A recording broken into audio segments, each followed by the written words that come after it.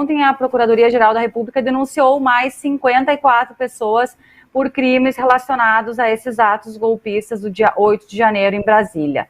Essa é a terceira leva de denúncias apresentadas pela PGR contra participantes dos atos antidemocráticos e, ao todo, foram apresentadas ações criminais contra 98 pessoas. Junto ao processo que denunciou ontem essas 54 pessoas, a Procuradoria divulgou imagens das instalações do acampamento em frente ao quartel do Exército em Brasília. Vamos lá, então, eu quero que a Paty coloque essas imagens que a gente separou aqui. Vamos dar uma olhada e a gente vê essas imagens. Pelo que me consta, elas foram anexadas no processo pela Procuradoria-Geral da República e foram imagens feitas pelo portal Metrópole. Pode colocar de novo, Paty. Tem uma imagem aí que mostra à esquerda pontos de carregamento de celular, à direita, então, teatro de fantoches. A gente tem imagens aí da sala de massagem. Paty, vamos dar uma olhada à esquerda também. E à direita temos atendimento médico, além, claro, que a gente sabe que tivemos gerador de energia, doações ali, uma tenda, e todas essas pessoas, elas recebiam refeições, água, mantimentos, enfim, toda uma estrutura. Ontem, quando eu falava com o Igor sobre as pautas do programa de hoje, eu comentei que eu queria falar sobre o resort dos golpistas, e ele me questionou que resort. Gente, essa atribuição aí do resort é da jornalista Daniela Lima, da CNN, então eu capturei aí essa denominação que ela deu. Claro, eles não tinham piscina, né, Igor? Mas, enfim, tinham de tudo um pouco aí. Eu quero saber se você teve acesso a essa estrutura quando da sua cobertura aí desses atos desde o dia 8. Conta pra gente como é que foi essa cobertura sua e do UOL, enfim, desses atos golpistas. Eu, particularmente, assim, eu não estive no acampamento de Brasília. Acabei vendo muita coisa porque uma das coisas que eu fiz foi acabar entrando em grupos que eles utilizavam para se comunicar. Você vê, por exemplo, claramente que havia uma articulação para os ataques aos prédios dos poderes acontecerem, não foi uma coisa espontânea, enfim.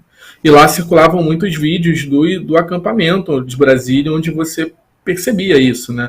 Que há uma estrutura muito grande que também não é uma coisa que foi feita espontaneamente, assim, que cada pessoa lá levava alguma coisa para poder compor. Você vê que existe um investimento nessa infraestrutura, como a gente pode ver, chega o requinte de ter massagista. Eu tive aqui também no acampamento do Rio de Janeiro algumas vezes, que era menor que o de Brasília, a estrutura também menor, mas da mesma forma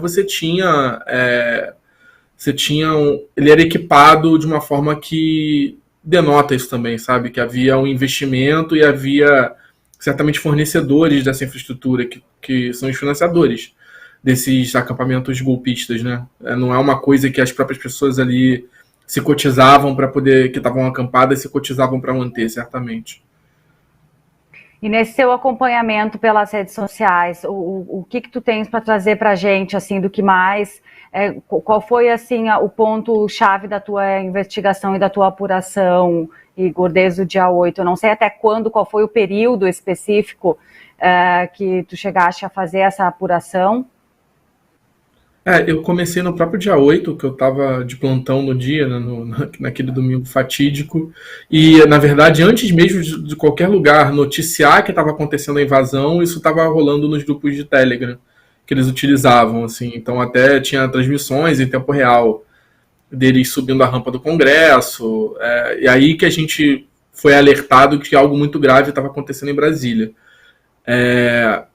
Mas, assim, a gente vê dava para acompanhar bem tanto essa questão da articulação para o ataque, né? Que havia. Eu fiz até uma matéria logo depois que foi manchete aqui no UOL, mostrando que durante todo o dia, tanto os comandos que havia para os manifestantes, né, para os golpistas, os extremistas que estavam lá, quanto até mesmo a narrativa adotada antes, durante e depois do ataque, era uma coisa que estava sendo articulada nos grupos de Telegram e existia, assim, a gente conseguiu mostrar que existia uma coordenação central, porque em diferentes grupos circulavam as mesmas mensagens, seja de teor idêntico, exatamente as mesmas imagens, os mesmos vídeos, ou quando não era isso, você tinha pequenas variações com o mesmo teor, assim, com as mesmas orientações. Então, por exemplo, quando os prédios já tinham sido invadidos, circulou em todos esses grupos uma orientação para que as pessoas acampassem lá dentro.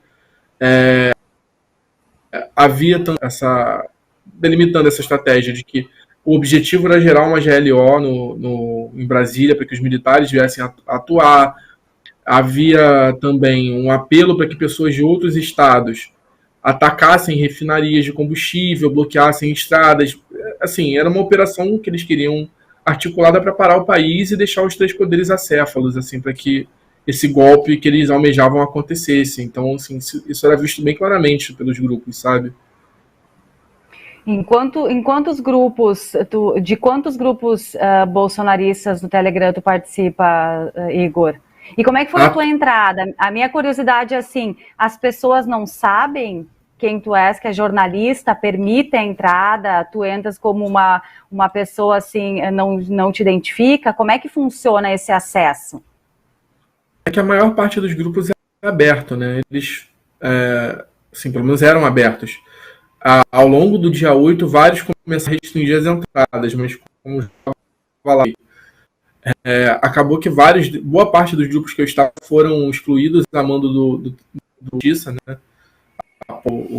O ataque de 8 de janeiro. Os grupos, em sua maioria, são abertos, e aí você acaba fazendo uma coisa leva a outra. Você entra num primeiro, as pessoas começam a compartilhar conteúdo de outro grupo, você consegue entrar nele, e assim vai. Eu entrei em mais de uma dezena de grupos, assim, com uma certa facilidade. E assim, né, o que acontece é que nesses momentos de pico também, muita gente entra ao mesmo tempo. Então, mesmo que algum moderador quisesse controlar quem é quem, ele não ia conseguir ver todo mundo que entrou. Então, assim, você acaba entrando ali no meio e ficando, né? É o que acontece, assim. Ainda sobraram alguns, mas a grande maioria foi excluída, assim, por ordem judicial. E agora, depois desses atos, tu percebeste algum esvaziamento, assim, nesses grupos? Como é que está a moderação? Como é que está esse impulsionamento de mensagens? Houve um recuo em relação às mensagens mais ofensivas? Como é que está funcionando? Eles estão bastante preocupados, isso é nítido, assim. Muitos fecharam, né? Vários dos grupos que eu tô fecharam a entrada, então quem tá dentro tá, quem não tá de fora não entra mais. Eles mudaram o nome dos grupos, assim, que já é uma tática que eles vinham adotando antes, mas já fizeram de novo para nomes. Não tem nenhum tipo de menção à política, à direita, ao Bolsonaro, nada. Tem grupo com tema de confeitaria, por exemplo, assim, que para simular que é outra coisa. Em um dos grupos que eu tô. Será que eles não estão utilizando a mesma técnica da festa da Selma, Igor? Eu acho que não, porque... alguma outra peripécia? Eu acho que não, porque assim, de fato eles já mudavam o nome periodicamente mesmo para não serem encontrados, né, para dificultar a ação das autoridades. E aí eu acho que é mais uma estratégia mesmo de não ser identificados do que algum tipo de código, sabe? Tem assim, né, uma coisa irônica de certa forma, assim, eles estão fazendo uma piada, mas não acho que tem uma mensagem implícita nisso.